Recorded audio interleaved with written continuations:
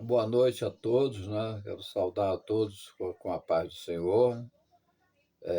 Conforme a gente havíamos combinado, que eu estaria postando os dons espirituais, eu já postei, quer dizer, o dom da palavra da sabedoria, a palavra do conhecimento, o dom da fé e discernimento de espírito.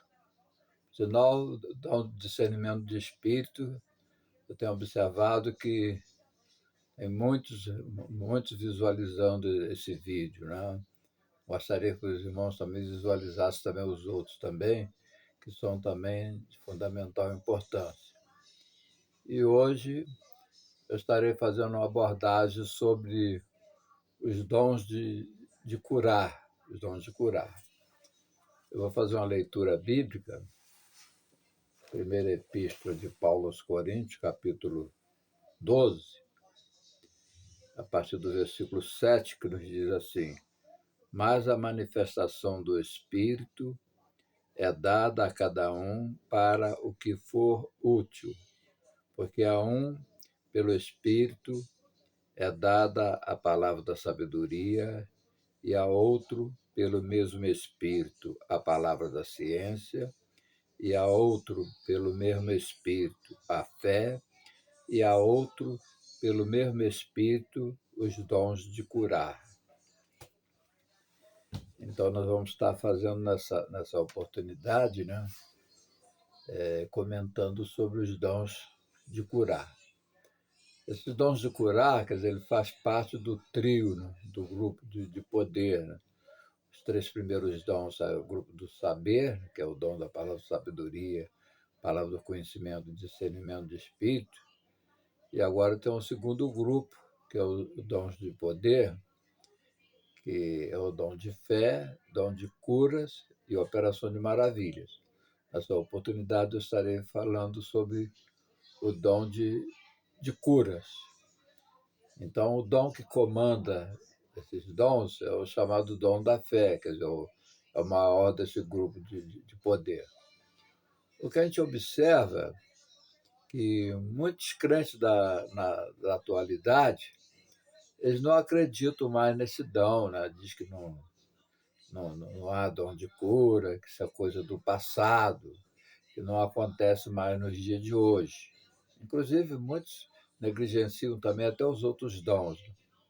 Porém, tem muitos crentes, né, muitos cristãos, que acreditam na sua funcionalidade.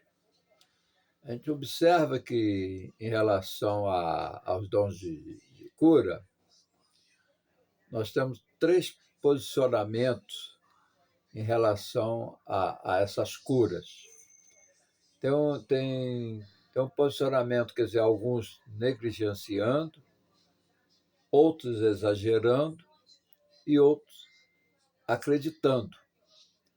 Então, existem muitos que negligenciam esses dons, quer dizer, não acredito nesses dons de curar, conforme eu já disse, né? Isso é coisa do passado, como se Jesus tivesse mudado, como se o Espírito Santo tivesse mudado, como se Deus tivesse mudado, né?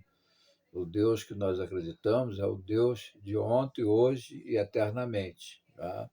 Ele não mudou. Quem muda são as pessoas.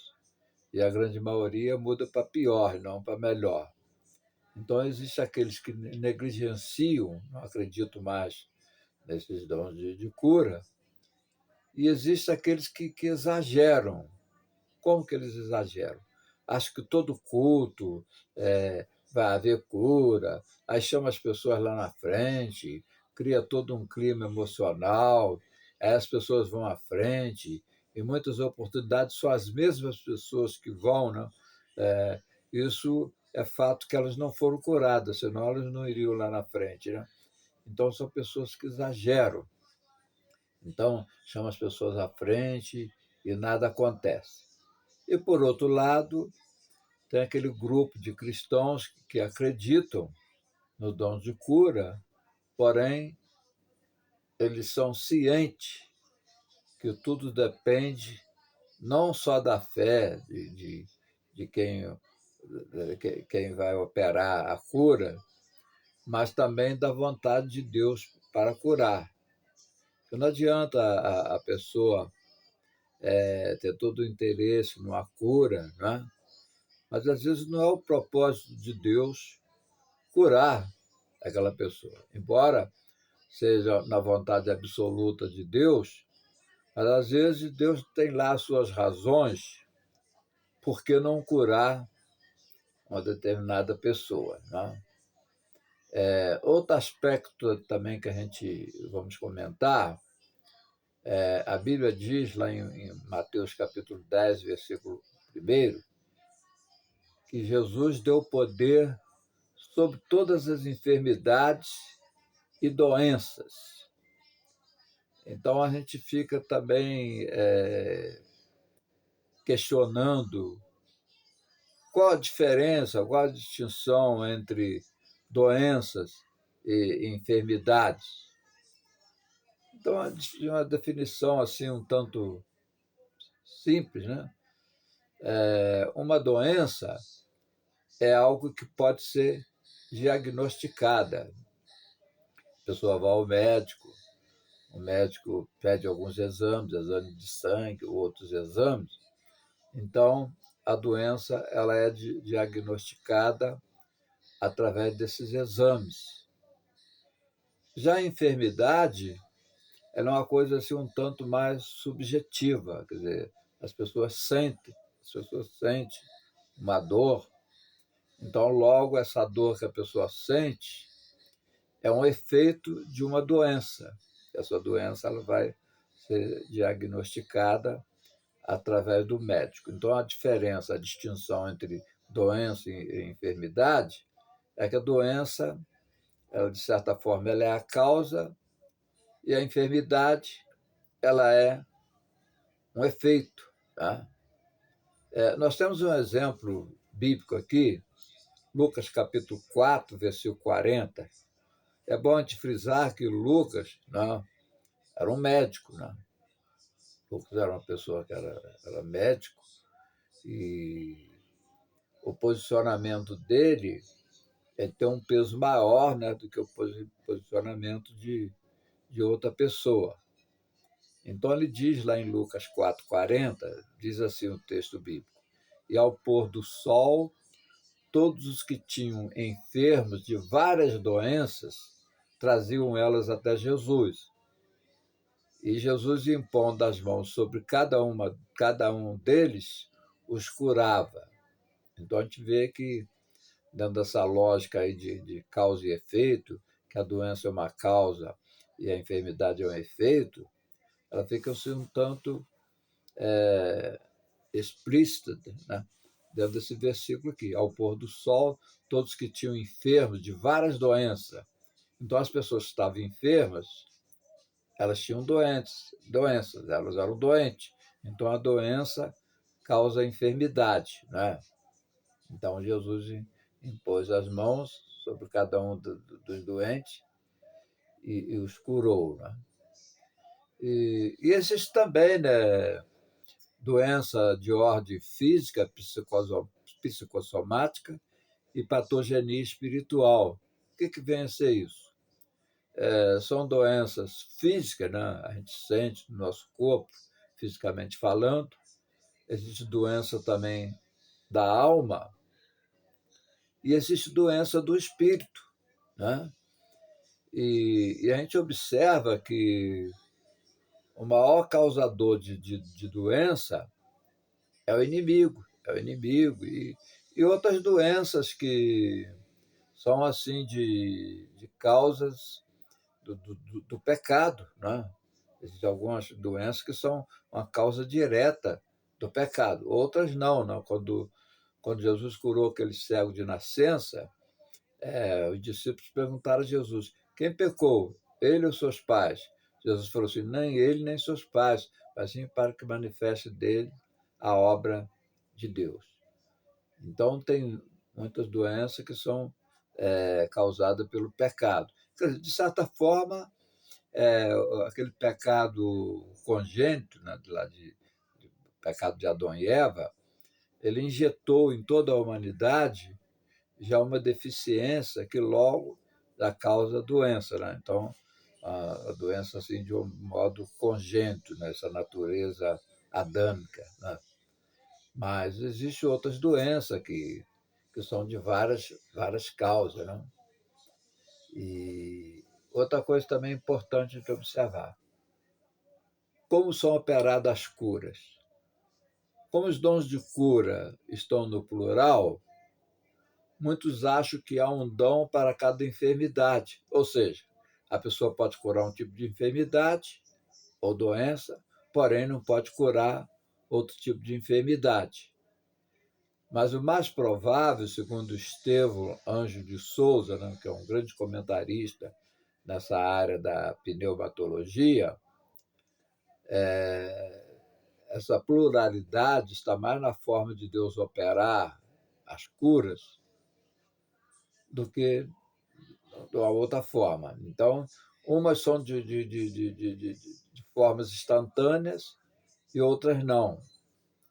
E outra coisa também que a gente observa, as curas, elas são operadas através de imposição de mãos. Marcos capítulo 16, versículo 18, diz assim: e porão a mão sobre os enfermos e os curarão. Então tem essa faceta da cura, através de imposição de mãos. Porão a mão sobre os enfermos e os curarão. Marcos capítulo 16, 18. Depois também através da oração da igreja. Tiago, por exemplo, ele diz assim: orai uns pelos outros para serem curados. A oração dos justos pode muito em seus efeitos. Tiago capítulo 5, versículo 16. E outra modalidade de cura é através dos dons de curar, conforme está lá em 1 Coríntios capítulo 12, versículo 9, que são os dons de curar. Então é importante, a gente sabe, né, perfeitamente que Deus é poderoso para fazer todas as coisas, mas tem que estar, acima de tudo, sujeitando à vontade de Deus, né? Outra coisa importante também a gente frisar, depende da fé não só de quem vai operar a cura, seja por qual meio que seja, né? Mas depende também da fé das pessoas. Quando baixaram o paralítico até a presença de Jesus, Jesus, vendo a fé deles, curou o paralítico, né? O ministério de Jesus ele foi assim um tanto reduzido em Nazaré por causa da incredulidade dos nazarenos, os conterrâneos de Jesus. Quer dizer, muitos não acreditavam, não tinham fé, né? Então, as curas ali foram um tanto limitadas por causa da falta de fé. Quando a pessoa tem fé, pode ocorrer a cura, né? Então, depende da fé de quem vai ministrar, né? E também de quem tem a enfermidade, né? E, na conclusão, o que nós podemos observar? Embora as curas aconteçam de várias formas, ou seja, oração da igreja, não, a igreja orando pelas pessoas, ou pela imposição de mãos, nós devemos aceitar a vontade de Deus. Tem um versículo na Bíblia que eu gosto muito de depositar minha confiança nele. A Bíblia diz lá em Romanos capítulo 8, 28, todas as coisas cooperam para o bem dos que amam a Deus. Então, há de convir que até mesmo uma enfermidade ou doença, ela pode contribuir para o crescimento espiritual do cristão, né? Nós temos um exemplo bíblico, por exemplo, Paulo. Paulo ele tinha um espinho na carne, ele teve revelações muito profundas, né? E aí, para que ele não viesse a ensoberbecer, ficar orgulhoso diante das revelações, então foi-lhe dado um espinho na carne. E o que ele diz nessa epístola, segunda epístola de Coríntios, capítulo 12? Ele diz que ele orou ao Senhor por 3 vezes. Por 3 vezes ele orou ao Senhor para ele ficar livre desse espinho na carne. Porque esse espinho na carne, nós não sabemos qual seja esse espinho na carne, então as conjecturas são várias, né? Muitos acham que ele deve ter contraído uma malária, outros já acham que já era um problema oftalmológico, né? Quando ele caiu por terra lá, ele ficou cego, depois ele recobrou a vista através de uma oração de Ananias. Então nós não sabemos qual é esse espinho na carne, mas é uma coisa que incomodava muito ele. Aí ele orou 3 vezes ao Senhor para que o Senhor libertasse ele desse espinho da carne, tirasse esse espinho da carne, e a resposta do Senhor foi essa: a minha graça te basta, porque o meu poder se aperfeiçoa na fraqueza. Então o Senhor falou para ele: a minha graça te basta, ou seja, a graça do Senhor. Né? E Paulo, mais do que qualquer outra pessoa, né, ele falou da graça, né? Salvação pela graça, onde abundou o pecado, superabundou a graça. Na Epístola a Tito também, ele fala que Tito deve falar dessa graça salvadora, essa graça ensinando, essa graça dando esperança. Né? Então, quando o Senhor falou que a minha graça te basta, realmente, ele foi agraciado com essa graça, ou seja, graça é favor imerecido, quer dizer, não é um pagamento por um serviço que a pessoa presta, mas é um favor que a pessoa recebe sem merecer. Ele merecia tão somente a condenação e ele recebe essa graça. Né? Então, muitos recebem, quer dizer, certas pessoas serão salvas através de uma doença ou uma enfermidade. Muitos recebem a cura, mas não estão nem aí para o Senhor. Nós temos exemplo, por exemplo, dos leprosos. Jesus, uma certa vez, ele curou 10 leprosos, aí só teve um para agradecer. Ainda foi um samaritano ainda. O samaritano era desconsiderado pelos judeus, né? Odiado pelos judeus. Então o samaritano voltou para agradecer. Falou assim: não foram os 10 curados, mas somente um voltou para agradecer. Então a gente observa que acontece muito disso. Né? Quando fala em receber a oração para curar, as pessoas vão à frente, vão aquele imenso número de pessoas lá na frente. Quando pergunta se a pessoa quer aceitar Jesus, não, deixa para depois, deixa para amanhã. Né? E a gente observa que a prioridade de Jesus é a salvação da alma. Quando baixaram o paralítico até a presença de Jesus, Jesus falou assim: perdoados estão os teus pecados. Depois, sim, veio a cura do corpo. Alguém até disse que talvez se os escribas e os fariseus não estivessem criticando, talvez Jesus nem libertasse ele daquela enfermidade. Né? Mas o certo é que Jesus quer curar a enfermidade, mas a prioridade dele é a enfermidade da alma.